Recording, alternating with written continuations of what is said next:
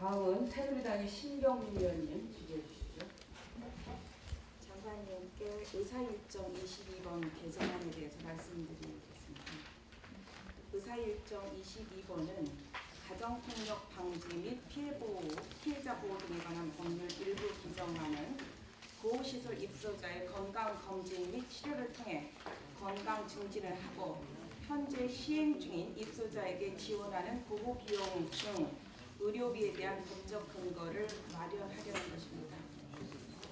가정폭력 피해자와 성격은 좀 다르지만 지원의 체계가 유사한 성매매 피해자 보호시설의 입소자의 경우에도 필요한 치료를 받을 수 있도록 성매매 방지 및 피해자 보호 등에 관한 법률 제9조 제3항에 법적 근거를 마련하여 의료비 지원을 안정적으로 추진하고 있습니다.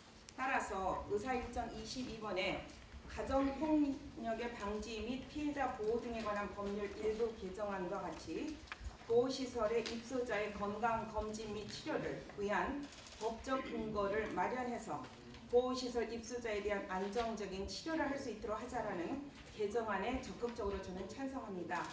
다만 개정안은 제18조 1항의 3호를 신설해서 보호시설에 입소한 피해자 등에 대한 건강검진 및 보건복지부령으로 정하는 일반 진료를 시행하도록 하고 있는데 여기에 나와 있는 보건복지부령이 정하는 일반 진료가 무엇인지 명확하게 규정이 되지 않았기 때문에 법안의 취지가 제대로 반영되지 않을 수 있다고 생각을 합니다.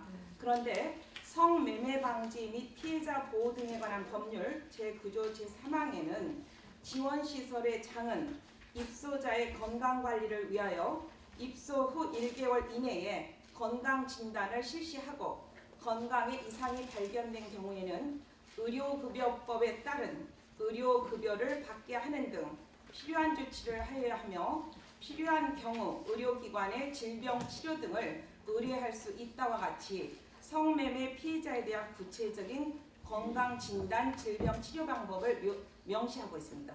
따라서 의사일정 22번의 개정안에서도 보건복지부령으로 위임할 것이 아니라 성매매보호법과 같이 법에 규정하는 것이 저는 필요하다고 생각을 합니다.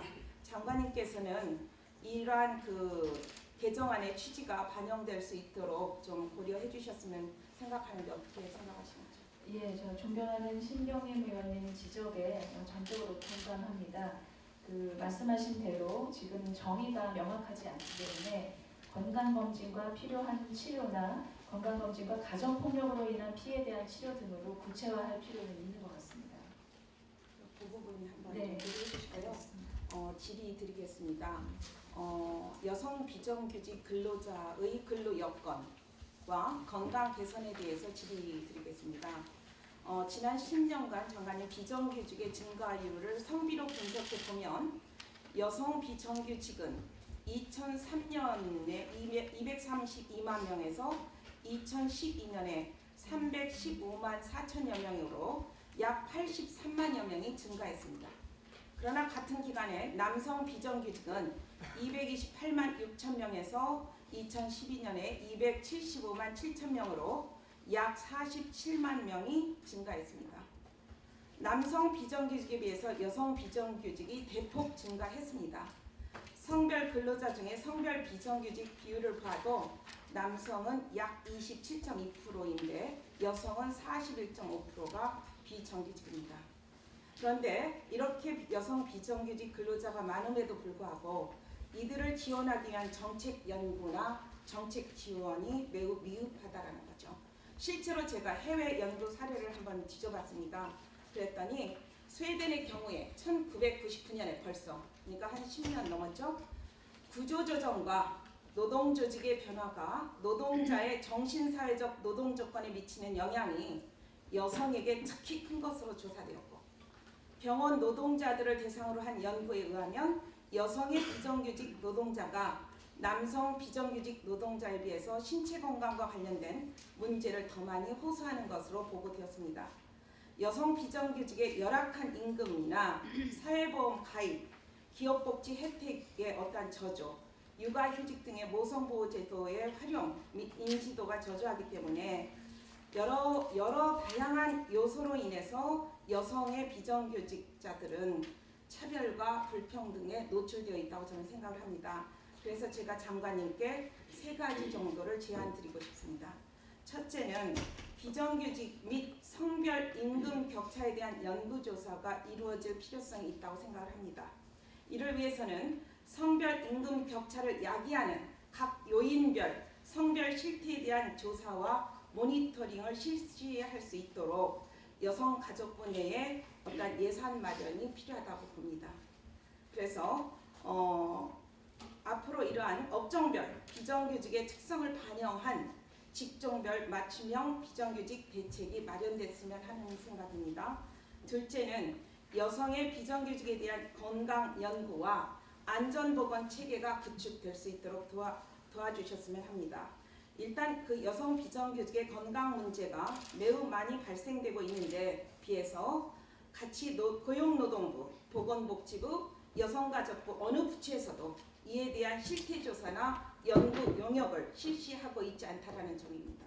그래서 여성정책을 주관하는 여성가족부가 주체가 돼서 비정규직 여성의 건강 문제에 대한 연구조사를 바탕으로 관련 부처에 정책 협조를 요청할 수 있을 것이라고 생각합니다. 셋째는 모성보호제도 인지도의 제고를 위한 홍보를 강화할 필요가 있다고 저는 생각합니다. 여성 비정규직을 대상으로 모성보호제도에 대한 인지도를 높이고 육아휴직 등의 모성보호제도를 이용하도록 한다면 기업들의 참여를 더욱 참여할 수 있도록 독려하는 방안도 함께 제시되어야 된다고 생각합니다. 이 점에 대해서 장관님께서는 어떻게 생각을 하시나요? 네, 존경하는 신경미 위원님 지적대로 지금 각종 정책을 점검하는 데 있어서 이 성별 통계가 제대로 구축되지 않았다는 문제점은 계속 지적이 되고 있습니다. 그래서 그 필요한 그 부분에 성별 통계가 잘 작성되도록 제가 관계부처와 협조를 하겠고, 지금 말씀하신 대로 비정규직 그 여성 근로자들의 이런 성별 임금 격차 문제, 그리고 건강 안전 보건 증진 문제, 그리고 모성 보호제도에 대한 홍보와 적극적으로 이런 그 보건제도, 육아휴직 제도를 사용할 수 있도록 하는 그 일가정 양립, 그 가족 친화 경영 그 환경을 조성하는데 정말 그 최선을 다해서 그 제도적인 그 노력을 하겠습니다. 이상입니다. 네, 수고하셨습니다.